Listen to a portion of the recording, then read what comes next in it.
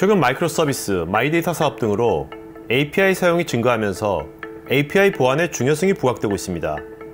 이에 따라 자연스럽게 기존 웹 애플리케이션 방화벽, WAF의 DNA를 가지면서 API 속성인 쌍방향 안정적 처리의 관점이 추가된 웹 애플리케이션 API, 즉 WAF이 출현하였습니다.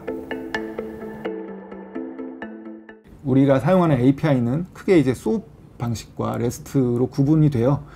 SOAP이랑 REST가 뭐 널리 이용되고 있는 API로 사용되는 기술인데, 여기에 보면은 이제 HTTP 프로토콜을 이용한다는 아주 공통점이 있습니다. 네. 그러면 시장에 나와 있는 HTTP 프로토콜을 이용하니까 HTTP 프로토콜을 가장 잘 처리하는 보안 장비 뭐가 있을까요? 뭐 딱 떠오르는 게 하나 있지 않습니까? 웹방화벽. 예, 맞습니다. 예, 웹방화벽이 HTTP 프로토콜을 잘 이해하는 웹보안 장비니까 뭐 그렇게 일단은 이해해 주시고요. 웹방화벽이 API를 더 잘 보호한다라는 할 수 있다는 뭐 이유는 그러니까 또 DNA상 어떻게 보면 DNA상. 네네, 맞습니다. 예, 아주 정확한 표현이신 것 같아요. 미국의 그 OWASP, 네, OWASP라고 하는 비영리 기관에 그렇죠. 있습니다. 여기서는 한 3-4년 주기로 웹 취약점을 발표하는데요. 2019년에 처음으로 API 탑 10을 발표했어요. 보통 OWASP 탑 10을 하는데 네, 맞습니다. API 탑 10이 또 나왔군요. 예. 그러니까 웹 취약점과는 약간 다른 관점에서 보는 부분이라고 저는 이해해서 네. 2019년에 요거 발표됐을 때 저희가 좀 많이 들여다봤어요. 들여다봤더니 뭐 이렇게 화살표로 이렇게 쫙 연결을 해놨지만 저렇게 10가지의 표현하는 화살표는 부장님 만드신 거예요? 아니면 뭐 어디서 있는 걸 그냥 그대로 인용하신 거예요? 저희가 내용을 분석하고 그런 것들이 네네. 이제 매칭된다라는 거를 한 거죠. 네. 그래서 뭐 표현하는 워드만 좀 다를 뿐이지 거의 내용은 거의 같거나 비슷해요. 근데 저기 4번, 6번, 9번에 대해서는 연결되는 게 없죠. 근데 자세히 보시면은 뭐 임계값 설정 안에서 취약할 수 있다. 뭐 6번 같은 경우는 그 인풋 밸리데이션, 그러니까 입력값 검증을 제대로 하지 않으면 뭐 취약할 수 있다. 그리고 9번에는 뭐 부적절한 자산 관리라고 되어 있는데, 그런 것들은 이런 거죠. 그러니까 API 기능을 서비스를 구현해 놨는데 이제 뭐 이렇게 시대적 변화의 요구에 따라서 이제 버전 2가 만들어져야 됐어요. 그러니까 개선을 해서. 근데 버전 1은 그럼 폐기해야 되잖아요. 네. 버전 1을 폐기하지 않고 그대로 두면 그걸로 이제 API가 되니까 그런 자산 관리를 잘 하라는 뭐 그런 겁니다. 그러니까 뭐 들어보셔서 아시겠지만 이미 출시되어 있는 웹방화벽에서 못할 만한 기능들은 아니거든요. 저 세 가지도 뭐 그렇다는 얘기를 일단 드리고 싶고요. 정리하면 그래요. 그러니까 웹 취약점이 곧 API 취약점이라는 얘기고요. 그리고 웹을 가장 잘 보호하면 웹 취약점을 가장 잘 보호하면 API 취약점도 당연히 따라서 보호가 된다라는 결론을 그래서 보면 이제 이게 추세가 아까 WAP 있지 않습니까? WAAP. WAP 솔루션을 만드는 회사들이 보면 기존에 WAF 웹방화벽을 하던 데들이 WAP을 하더라고요. 맞습니다. 자연스러운 그거네요, 보니까. 맞습니다. 근데 오늘 아주 웹방화벽과 WAP의 DNA가 같다는 것을 어떻게 보면 토크IT에서 처음으로 말씀해 주신 것 같은데 많은 웹방화벽 저번에 많이 나왔지만 이 관점으로 이렇게 얘기한 거는 오늘 부장님이 처음인 것 같아요. 신선했어요. 저도 WAP이라는 제품은 뭐 뭔가 새로운 제품이 아니라 WAF의 뭔가 발전적인 형태의 제품이다. 와프를 모태로 하고 있는 제품이다. 라고 이해를 해주셨으면 좋겠습니다. 그러면은 우리가 이제 궁금하죠. 그러면 웹방화벽 지금 도입 많이 하고 계셨을 텐데, 그러면 우린 웹방화벽이 있으니까 API 보호 잘 할 수 있는 건가? 그렇게 생각할 수 있잖아요. 근데 저희가 이제 API 탑 10 좀 심도 있게 분석해 보면서 저희가 이제 가지고 있는 웹방화벽 그리고 시중에 나와 있는 웹방화벽이 제공하는 기능들을 쭉 좀 들여다봤더니 좀 한 2% 정도 부족함이 있어요. 그런 것들을 좀 더 추가할 필요가 있다라고 생각했고, 저희는 이제 그거를 이제 6가지 기능으로 정리를 했고요. 이 6가지가 오늘 되게 핵심으로 알아야 될 피처들이네. 저희가 제가 이제 가장 중요하게 전달해드릴 내용이라고 생각됩니다. 6가지 기능이고 하나하나 기능별로 우리가 또 얘기해보는 시간을 가져보도록 하겠습니다. 첫 번째로는 이제 MTLS, 뮤추얼 TLS. 우리가 TLS는 다 알고 있지 않습니까? HTTPS에 사용되는 뭐 그런 프로토콜이라고 보시면 되는데, 뭐 우린 이렇게 알고 있어요. 그러니까 그 클라이언트 서버 환경에서 종단 간에 데이터를 서로 주고받는데, 우리 이거 그대로 플레인 텍스트로 보내면 중간에 누가 들여다보면 안 되니까 이걸 암호화하는 용도로만 거의 알고 계시는데요. TLS에는 중요한 기능이 하나 더 있습니다. 그러니까 그 클라이언트 입장에서 내가 접속하려는 서버가 이게 신뢰할 만한 서버인가라는 확인할 수 있는 기능이 있어요. 그러니까 보통 그 TLS 이용하면 서버에 인증서 발급받아서 이렇게 임포트해서 서비스 하고 있지 않습니까? 그 인증서를 가지고 내가 신뢰할 수 있는 서버인지 확인할 수 있는 기능이 있습니다.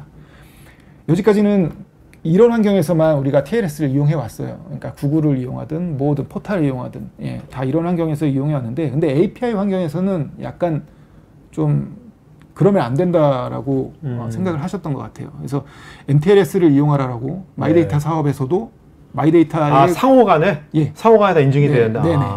그러니까 TLS는 클라이언트가 내가 접속하려고 하는 서버가 신뢰할 만한 서버인가 확인되면 이제 데이터를 주는 거거든요. 데이터를 요청하고 받고. 네네네. 근데 서버 입장에서도 내가 나한테 데이터를 요청하는 녀석이 신뢰할 만한 그렇죠. 클라이언트인가 확인해야 될 필요가 있는 거죠. 그러니까 마이데이터 사업에서는 이 MTLS를 반드시 이용하라고 업무화를 해놨습니다. 이런 기능이 일단은 제공이 돼야 돼요. 그러니까 원래 클라이언트 서버 간에는 이런 기능들을, 그러니까 현존하는 와프는 우리가 예전에 클라이언트만 그 확인하는 기능이 필요했었으니까 그 정도의 기능만 제공을 해왔거든요. 근데 왑이라고 하는 제품은 이제 API를 보호할 수 있는 왑이라고 하는 제품은 이 MTLS라는 기능을 지원을 해야 됩니다.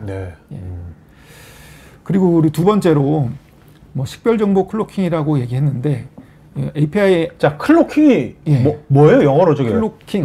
우리가 스타크래프트 좀 많이 해보신 분들은 알 거예요. 나 안 해봤어. 그래요? 테란에 뭐 이런 얘기 해도 되나요? 해요. 어때요? 그 비행 유닛이 있거든요. 전투기. 걔가 이제 그 클로킹이라는 기능을 쓰면 이렇게 숨어요. 그러니까 그러니까 상대 공격 유닛들이 볼 수가 없어요. 그러니까 숨는 기능이라고. 스텔스 기능들처럼?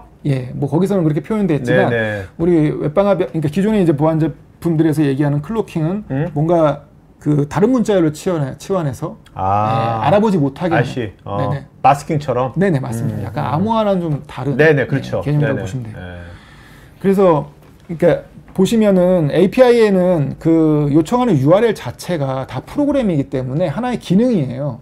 기능으로 보시면 되는데, 그 기능에 그 자기가 이제 원하는 형태의 데이터를 전달해야 되는데, 그게 이제 어떤 식별 정보가 될 수도 있잖아요. 그러니까 예를 들어 그 우리 여기 표현해 놨지만 어떤 그 A 마켓의 상점, 그러니까 쇼핑몰에 입점해 있는 그 하나의 상점의 주인이 자기가 그 쇼핑몰에서 판매한 데이터를 그 1년치 매출 정보를 보려고 해요.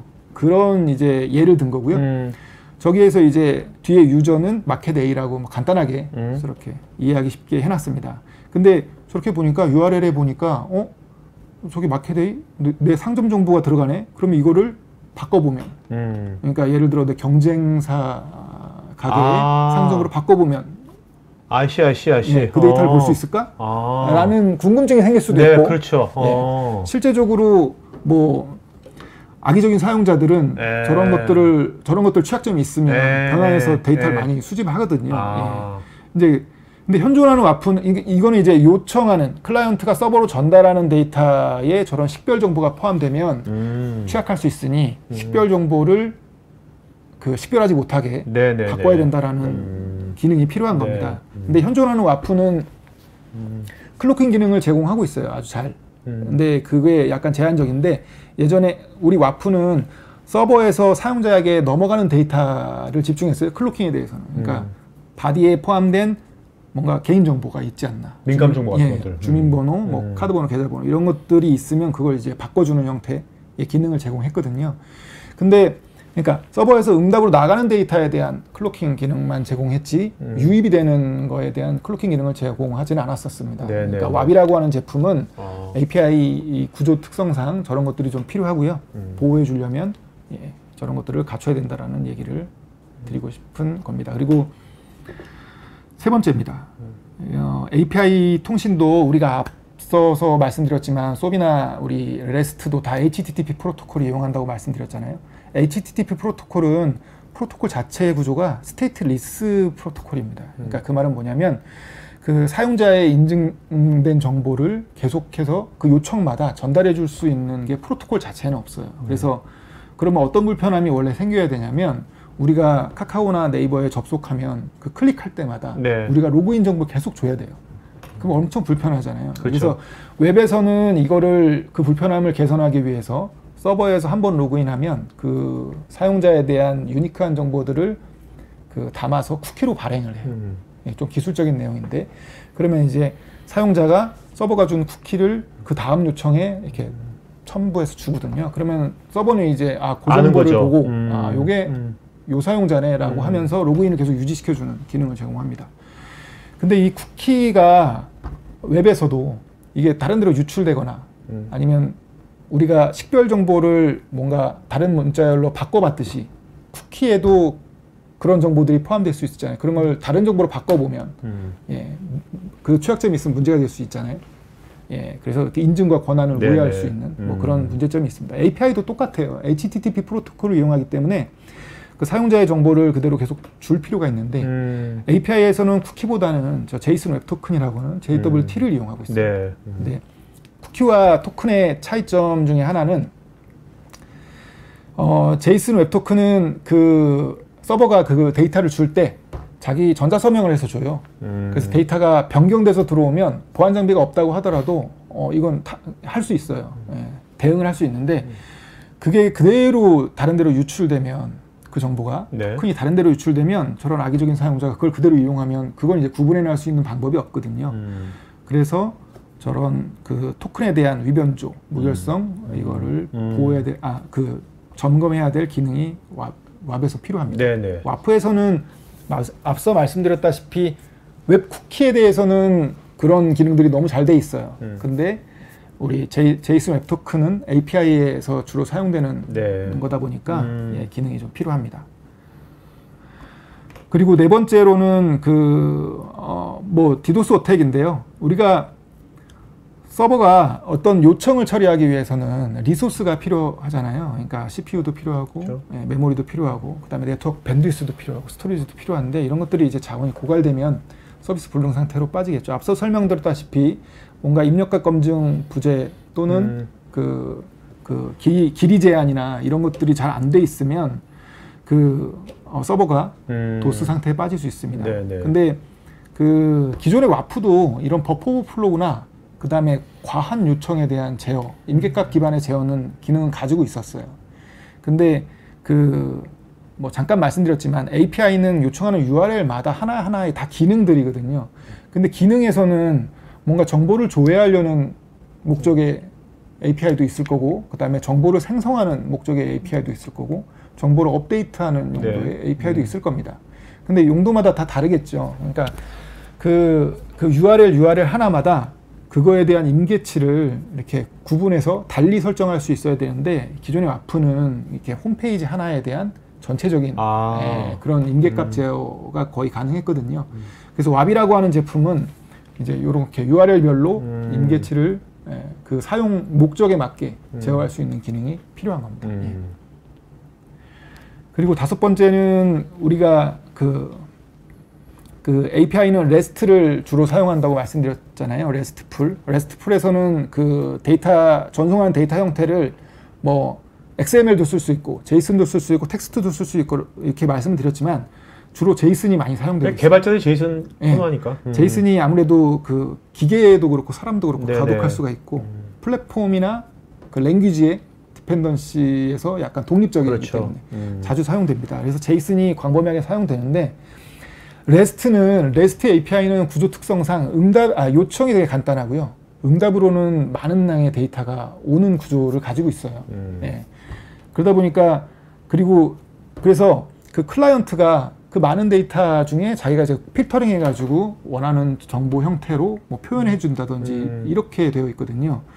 그래서 서버에서 그 포함된 데이터 중에 되게 민감한 정보들이 있으면 중간자 공격이나 또는 유출했을 때 예, 그런 것들이 그대로 유출될 수 있다라는 위험성이 있습니다. 그래서 그 우리가 그 민감한 정보에 대해서는 우리가 그 클로킹 한다든지 다른 아예 삭제한다든지 이런 기능들이 좀 필요하거든요. 웹방화벽은 앞서 말씀드렸다시피 이렇게 응답 바디에 포함된 것들을 잘 클로킹 해주는 기능이 이미 갖고 있다고 말씀드렸잖아요. 근데 여기서 한번 다시 말씀드리는 이유는 뭐냐면 그 URL별로 기능이라고 말씀드렸는데 API는 근데 웹방화벽은 서비스 하나의 서비스 전체에 대해서 예, 그런 URL별로 나눠서 그거를 세부적으로 설정할 수 있는 기능이 없습니다. 예, 그래서 왑이라고 하는 제품은 그 목적에 맞게 이런 응답 클로킹도 URL별로 예, 설정할 수 있어야 된다라는 얘기를 좀 드리고 싶습니다. 그러니까 그렇지 않으면 웹방화벽은 굳이 그 검사하지도 않아도 되는 그런 바디에 그런 리소스를 사용하게 되는 거거든요. 예, 그런 이점도 있으니까 반드시 필요한 기능이고요. 마지막 6번째 기능이 뭐냐면 그 HTTP를 이용하기 때문에 메소드도 HTTP 메소드를 이용해요. 그러니까 정보를 조회하려면 get을 이용해야 되고요. 그리고 그 정보를 생성하거나 업데이트하려면 뭐 포스트나 put 예, 그걸 이용해서 삭제하려면 delete라는 메소드를 이용해야 되거든요.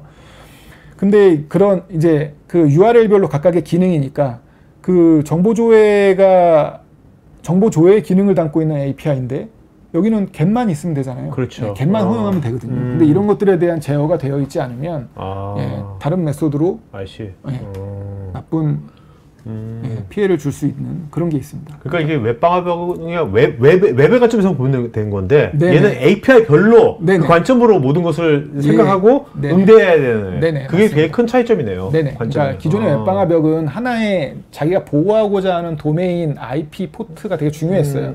그래서 여기에 하나의 기능만 제공을 하면 됐거든요. 지금도 뭐 그렇게 해서 잘 이용하고 있고 그렇다고 뭐 보안이 취약한 건 아닙니다만 API에 좀 더 특화되게 또 세밀한 정책을 세울 수 있으려면 그리고 적절하게 정책을 세워서 운영하려면 예, 이런 것들이 필요하게 된 거죠. 예. 그래서 결론적으로 보면은 그 기존의 와프도 물론 가지고 있는 기능들을 가지고 API 보호를 어느 정도 할 수 있지만 그래도 API 보호를 하려면 이 정도 한 6가지 기능 정도는 더 추가되면 좀 더 보안성을 좀 높일 수 있겠다. 이 영상이 마음에 드시면 좋아요, 구독 부탁드립니다.